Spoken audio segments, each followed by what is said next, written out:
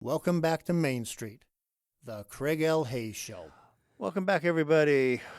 Glad to have you here, America, family, friends, listeners all around the planet. We call home to Main Street, the Craig L. Hayes Show. We're here with Ken Pace for episode number 3, and we're going to continue talking about his life, his story, his what he did through the last 80 years of his life. And he's only to 1980, so he's still a young man at that point. He's a young guy. See, we got a lot to talk about here. So Ken, somewhere around 1980, I mean, not exactly 80, 80-ish. So sometime in the 1980s. Where do you want to go? Well, now that I'm 80, it's hard to think about all these things way back then. There we go. But I'm very glad to be here with Craig. He's a good guy. We all know that. I'm going to back up a little bit here. We got to 1980, but I want to back up to 1973. I mentioned I used to race dirt bikes. I had a real fast Yamaha 360. I was having some fun racing. And in June of 1973, I was cruising real fast, and I missed this hairpin left turn. So I decided to jump this gully, get on the other side. Well, I hit head first and broke my neck. I broke the 5th, 6th, and 7th vertebrae. But thankfully, it didn't cut my spinal cord. Wow. Yeah. That is Yeah. scary. My doctor, his name was, my doctor, he told me I was the luckiest man in the world because my spinal cord didn't get broken, But what I attributed, and this is my personal feelings, because my father was, real strong in the priesthood, and my brother-in-law, Ron Farron, who was married to my younger sister, Marcia, they blessed me that I would completely heal. And the doctor said that weekend that there were 5 motorcycle wrecks, mostly on the street and everything, but he said 4 of them were dead, and said, you're the only one that lived that weekend.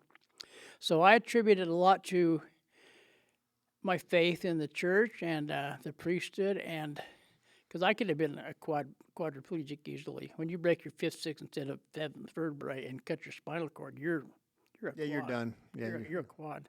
So I was very, very blessed about that. But because of that, at that time I was 28 years old, and I hadn't been married yet because I was just having fun and making money and doing my thing. I had fun cars and everything. And well, anyway, here I'm in the hospital, and I had been dating a girl named Donnell Adam. I met her. It's a long story how I met her, but we started dating, and I broke up with her. I only went out with her from December of 72 till about March of 73, and then, of course, I broke my neck in June of 73. Well, she found out, I guess through the newspapers or whatever, that I was in the hospital. She came and see me and told me how much she loved me and how much she missed me. Well, she and my dad really liked Donnell. She was a real good lady. She was very smart girl, very pretty. My dad said, Kenneth, it's time you get married and settle down, because I was having too much fun. I think he was jealous of the fun I was having, but anyway. I never really proposed to Donnell, but it was like, okay, whatever, So she and my dad got everything all organized. They had, my dad was a member of the Salt Lake Country Club or somewhere out there in Sandy, Utah, somewhere, a big country club. Anyway, so they kind of organized a nice wedding for me, and I went with it.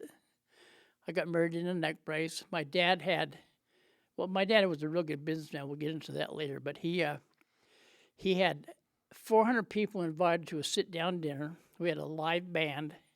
And I said, Dad, I'm not going to my wedding unless my stockbroker friends can have an open bar. I don't like to drink myself, but all my friends like to party. So he reluctantly, here he is at LDS, reluctantly agreed to that. But we had a big open bar for my broker friends who were crazy. And, but yeah, I got married in a neck brace, August 1973.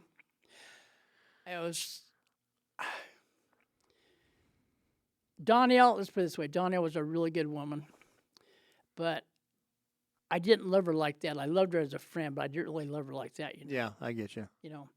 And now we did have 3 boys together. We have Aaron, Thomas and Michael Pace. Good kids, really good kids, really great kids. They're all active and married and families and everything. But I was a good dad. I was a good husband, but I wasn't in love with Donna. I loved her as a person, but I wasn't in love with her, and it just to the point where after 10 years of being married to her, I wanted out. I couldn't deal with it anymore. I wasn't happy. And she knew it. She wasn't happy either. It wasn't. It's like putting a square peg into a round hole. It just didn't fit. It was the wrong. It was the wrong thing. I have nothing against Donnell. She's a wonderful lady, and I still love her to this day as the mother of my children. A thing, but it wasn't. Anyway. But I just want to say, in all respect, she's a good woman, very good woman. Just wasn't for me. Yeah. Anyway, later on in life. Okay, I'm going to go back. Oh, yeah, that was 1973. Well, anyway, after I kind of retired, the stock market got really kind of bad for a while. They say that in the market, there's not a better job in the world when the market's hot. Everything's busy, you make so much money. Yep. But when the market's dead and kind of quiet, there's no volume going on, it's really kind of the worst job in the world. So it wasn't going real well by 1989. So, and I'm still in Spokane.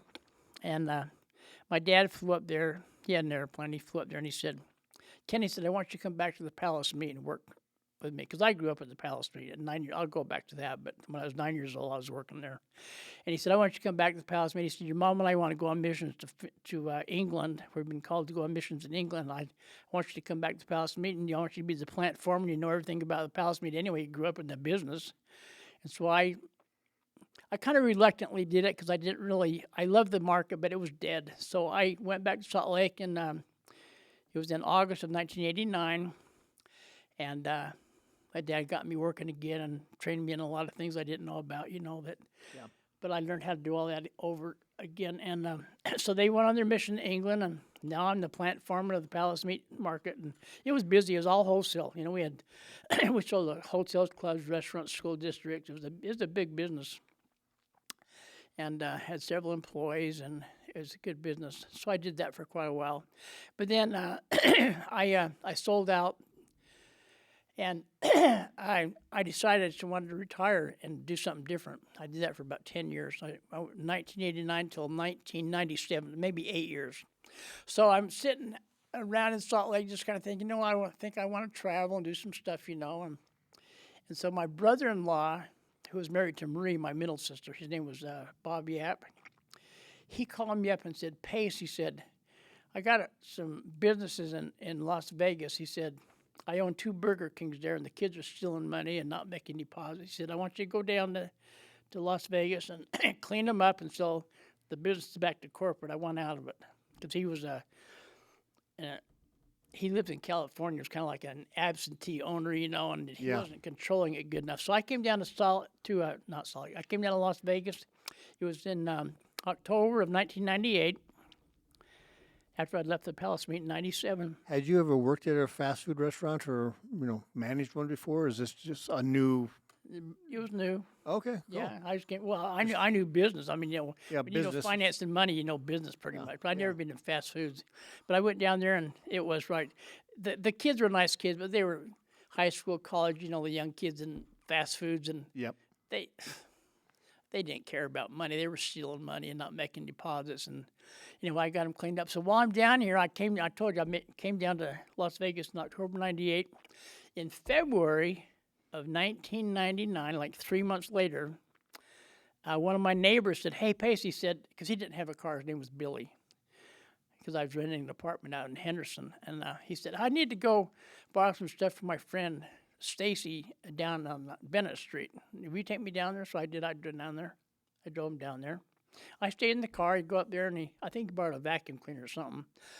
And so Stacy told him, she says, who's that guy in the car? He said, that's my friend Ken. He said, he just moved here from Salt Lake. And she said, well, next time you come over here, I want to meet him. And so next time I took him over there, I went up to the porch. She came out, and she looked at me, and I looked at her, and there was some boom. It was like there was something there. I don't know what it was. It wasn't just chemistry. It was something. I could, I was blessed with discernment. I say that humbly. I was blessed with discernment in my patriarchal blessing, and I could just feel there was something really special about this person. Huh.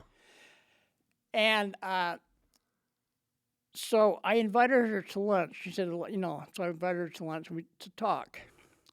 I found out, I got to tell you about Stacy. Stacy,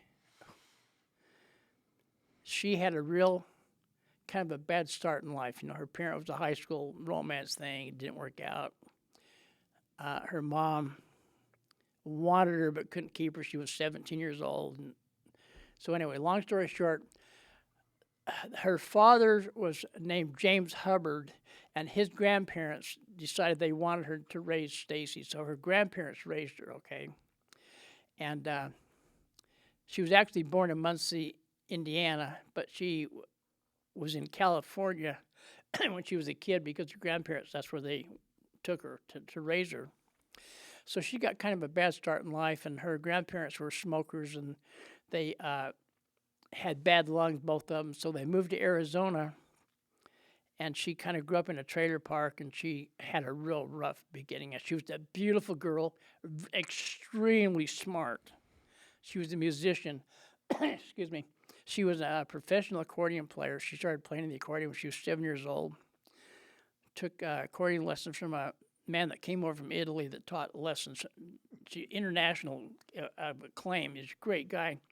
So I started talking to Stacy when going to lunch, and I found out that she was really an absolute, really great lady, but she was wild, crazy wild. Here I am, a return missionary, not that I hadn't made mistakes. Oh, yes, I had made mistakes. I've had to talk to my bishop a few times. I mean, I'm not perfect. But I really have always had a strong testimony of the gospel. Yeah. I had a big talk with Stacy. I said, Stacy, what's going on in your life? She told me, this is crazy. When she was 16, both her grandparents died because of smoking and stuff. She became an emancipated minor. She was into drugs. Her boyfriend and her used to go rob drug dealers at gunpoint for their drugs and their money. Wow. Yeah. She did that for several years, like 5, 6, 7 years. That's not the Stacy I know. Yeah. Well, let me tell you about Stacy. Oh, boy. So it's funny. So after they did this for a few years, and they were crazy, both of them. Well, anyway, they were driving along. They pulled up at the stop sign. All of a sudden, woo, woo, woo, all these cop cars stopped. Her boyfriend leaned over and said, Stacy, you're under arrest. Come to find out her boyfriend was an undercover cop. She'd been with him for 2 years, didn't know he was a cop. Set her up. She spent 7 years in prison for guns, drugs, all that, right? Robbery, the whole 9 yards. The whole thing, yeah, the whole thing. And she told me she was crying when she told me all this. She said, you're going to stop liking me if you're... I said, Stacy, just keep going on. Tell me more. Well, when she was in a prison, because she was a musician, she organized big bands and everything. She had a lot of friends in prison. I don't mean that kind of friends, but I mean people that really appreciated her. She was an artist. Stacy is an artist and a musician, just a beautiful lady. Just got trapped in stupid stuff young, young stuff, 16 to 22. Yeah. And so I said, well, Stacy, she was crying. She said, yeah, you're going to quit going out with me because I'm so bad. And I said, look, I'll tell you what. I really like you, and we got to know each other real well. By 1 year later, we decided that we wanted to get married and just be together because we fell in love. I mean, it was like crazy. And I told her in the very beginning, I said, I'm LDS, da-da-da-da-da. I said, I want you to learn about the church. I said, but don't join the church because I'm your husband and I have to join the church because Kenny's my dad. Nothing like that. I said, but I want you to at least find out about the church. Excuse me. And if you don't like it, then don't join. But I said, if you do like it, then, that's where I'm headed. That's what I really believe in, Yeah. Well, anyway, after 15 years, I would teach her a lot of things here and there. The missionaries would teach her. And it's really funny. One time we were in Las Vegas. We were in an apartment down here on Cambridge Street. Got a knock on the door one night. It was a state president, President Warren, and at the time the bishop was Bishop Ben Taylor. Okay. They knocked on the door, and I said, "Oh, hello." And they said, they told us who they were. And I said, "Well, come on in." And the stake president said, President Warren, he said, Brother Pace, I understand you went on a mission in Finland. I said, yeah, I did. He said, I want you to come back to church. Because I hadn't been going to church for quite a while. And nothing against it. I always loved the church. I just, with Stacy, I was just trying to, trying to make it work anyway. I said, okay, I will come back. And I got real active in the church again. And after 15 years, I remember I met Stacy in February 1999. After 15 years, on her birthday is November the 6th, 1964, she was born. In 2014, on her birthday, she was 50 years old. I baptized her. She wanted to be baptized because she, you know what really got her the best of all, besides the gospel itself? She said, when she found out that bishops like Wendell Snow, bishops like Matthew Melton, Bishop Ben Taylor, all these bishops that have worked, Carrie Murbach, they worked without pay. She said, you're telling me that the bishops don't get paid for doing what they're doing? I said, no. I said, think about it, Stacy.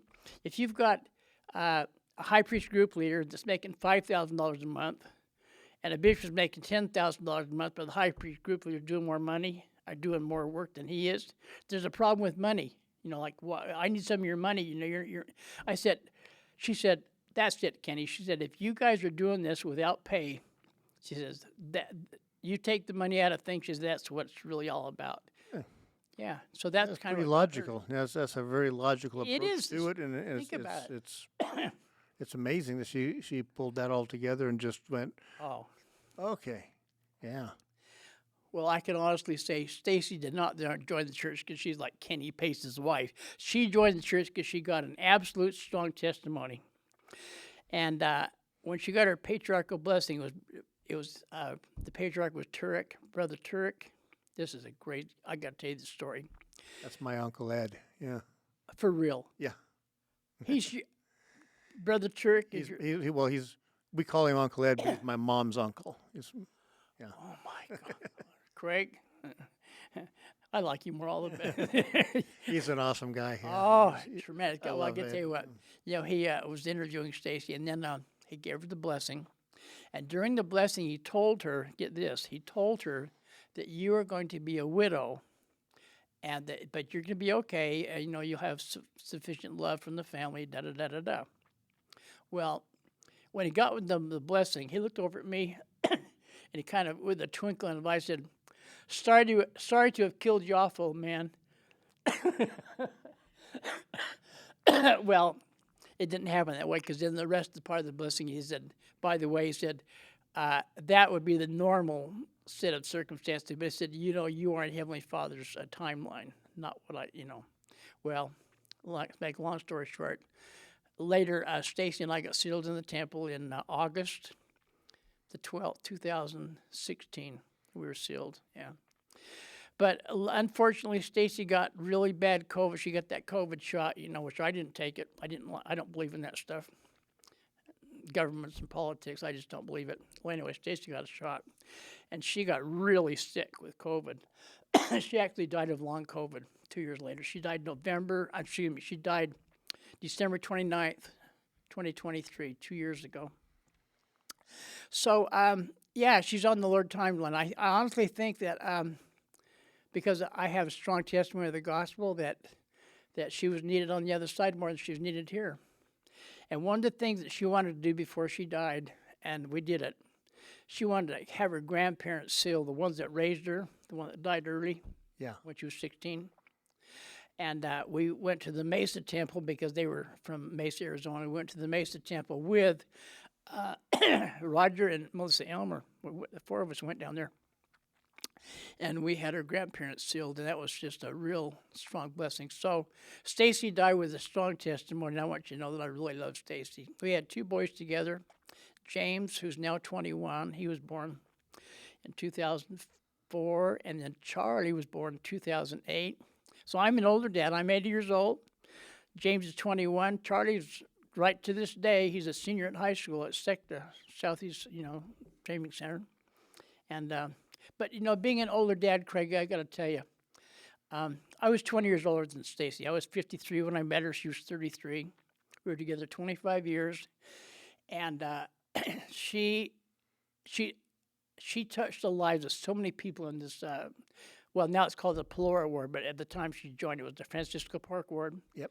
So many people loved Stacy, and she was just a really gracious lady. I mean, from where she came from to where she got to in life, their morality and everything. Oh, she was a star. Plus, she played that accordion like a professional.